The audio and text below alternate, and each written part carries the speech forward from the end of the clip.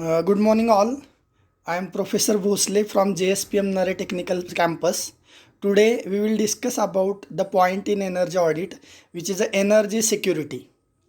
Now, first of all, we will discuss about what is the exactly meaning of energy security. The basic aim of energy security is for the nation to reduce the dependency on the imported energy source for its economic growth.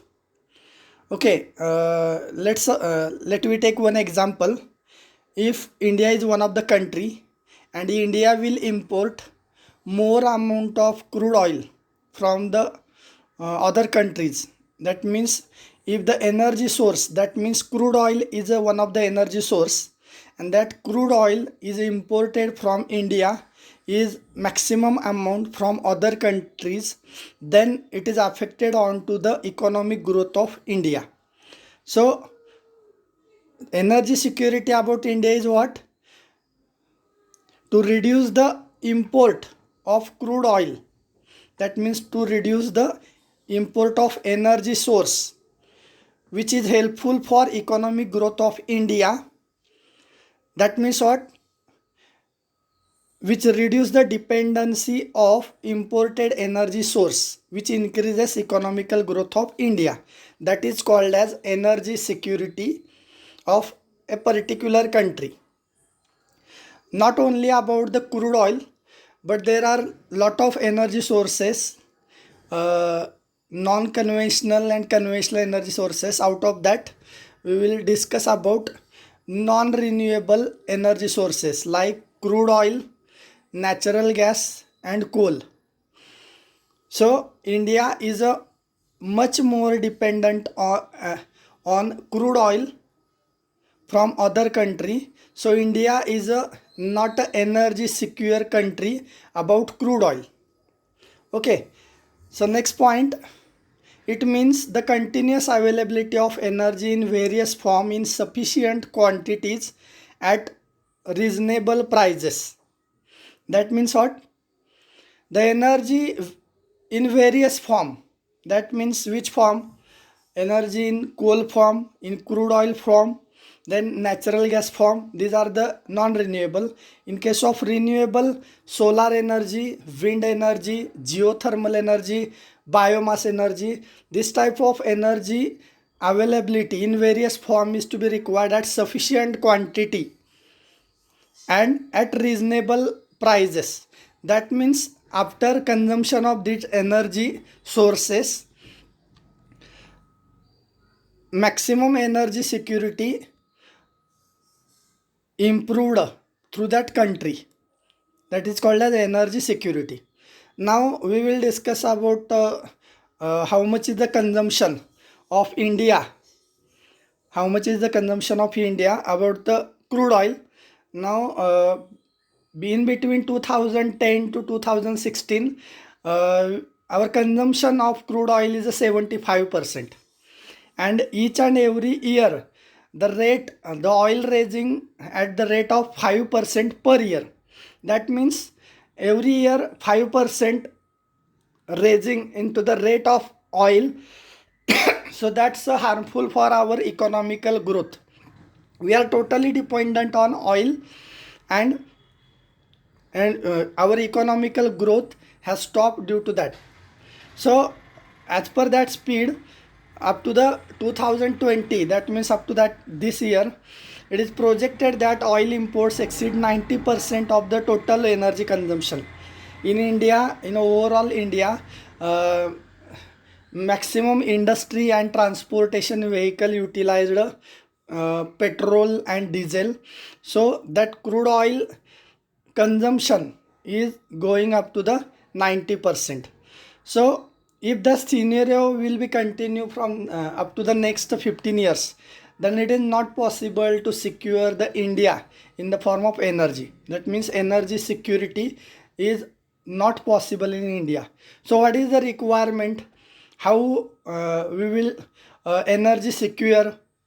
Energy security, for improving the energy security, we will try to improve our energy sources in the form of renewable energy sources like solar energy, wind energy, geothermal and biomass energy. Hydroelectric plant is also included into the renewable energy because water is to be available again and again per year in the monsoon season. So that type of energy sources are availability of that type of sources in reasonable prices will improve our energy security of India. Okay, next point, how to improve the energy security. Improvement for energy security, how to achieve that energy security. First point is the reducing energy requirements of energy. How it is possible? Because we require particular specific output, but it is but again we want to use energy for getting that output. So how is it possible? So reducing energy requirement means exactly what? Reducing energy requirement means during the operation, during the working condition, energy losses like heat losses, copper losses into the electrical, the maximum heat losses, temperature losses, these losses are to be avoided, and due to that avoiding losses, we definitely achieve reducing energy requirement. Not only losses of heat, compressed air losses, then electrical transmission and distribution losses. In India, through the electricity transmission only, the average of electricity losses during the transmission and distribution is up to the 30 to 50%. So it's a huge loss in the electricity supply. So that type of losses avoid. Due to that, what we achieve, reducing energy requirement. Now next point is improving the fuel efficiency of new coal fired power plants. In coal fired power plants, what is the requirement? Improving the fuel efficiency of new coal. That means either change the coal qualities depends on its calorific value, and better calorific value fuel is to be required to use during the operation in coal fired power plant. It is one of the option. Second option is what? Boiler mountings are to be utilized like superheater, economizer, air preheater. Due to that, what happens? Boiler efficiency is to be increased, and once the boiler efficiency is to be increased, coal fired power plant efficiency also increased. So due to that solution, we again improve the energy security. Why we discuss about that? Because in India there are more than 200 coal fired power plants, so huge amount of energy we will energy losses we will reduce. So due to that, improvement in the energy security. Next point is the developing the new renewable energy sources such as solar and wind. From last 10 years, it is the observation that in India, wind energy sources development is more as compared to solar.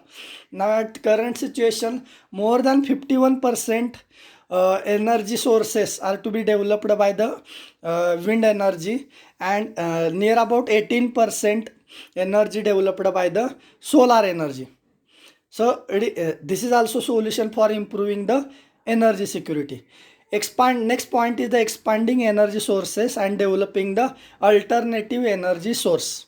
Expansion of energy sources means renewable energy sources like solar energy. In India, the temperature on the earth surface of India is generally more than, in average is more than 35 degrees Celsius in the year, at least six months. So it is a positive point about using the energy source like solar. So expansion, that means what? Government, central government and state government support to the every industry to promote or to enhance the to encourage the maximum use of solar energy. So that is the expansion and developing alternative energy sources. That means promoting subsidy to the end consumer by through that developing the alternative energy sources.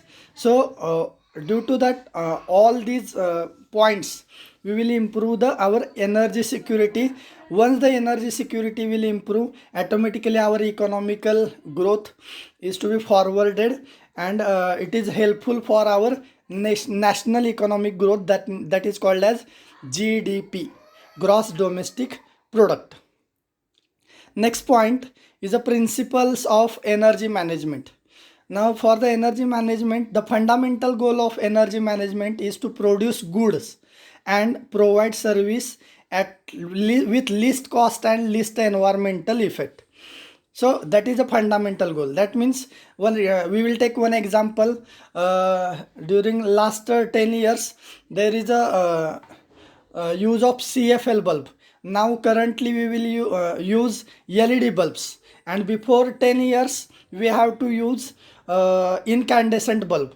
Incandescent bulb require more capacity of wattage. That means 60 watt or 100 watt bulbs are there, but its luminous intensity is same as compared to CFL and LED bulbs. So this type of goods are to be produced which improve the energy security. It is the goal of energy management, and provide services with least cost and least environmental effect. That means now in the government of India apply BS6 rule, which is called as Bharat Stage 6. Before that we have to apply BS4 rule, Bharat Stage 4 rule. So emission level in the BS4 and BS6 rule is reduced. So due to that, environmental effect is to be reduced. That is the goal of fundamental goal of energy management. Next point is to achieve and maintain optimum energy procurement and utilization throughout the organization. Optimum energy procurement, that means more and more utilization of energy. That means in case of boiler, if we during the operation the combustion of heat, that combustion of coal is takes place. Optimum utilization, optimum energy procurement means what? After burning the coal, minimum amount of coal burn, but maximum amount of heat is to be generated, and maximum output is getting throughout the generation of steam. That is called as optimum energy procurement. And utilization throughout the organization, that means the awareness is to be required into the each and every people of the organization about what utilization of energy in proper form. That means within the less energy utilization, but the output is same. That is called as utilization throughout the organization. Next point is to minimize the energy cost or waste without affecting product quality. It is the main target of every industry is no compromise about their product quality. But similarly we want to reduce, to minimize the energy cost. That means maximum energy losses are to be avoided, and wastage of the raw materials are to be avoided. Through that we achieve the energy management goal. And last point is to minimize the environmental efforts. Minimize the environmental efforts means carbon credit.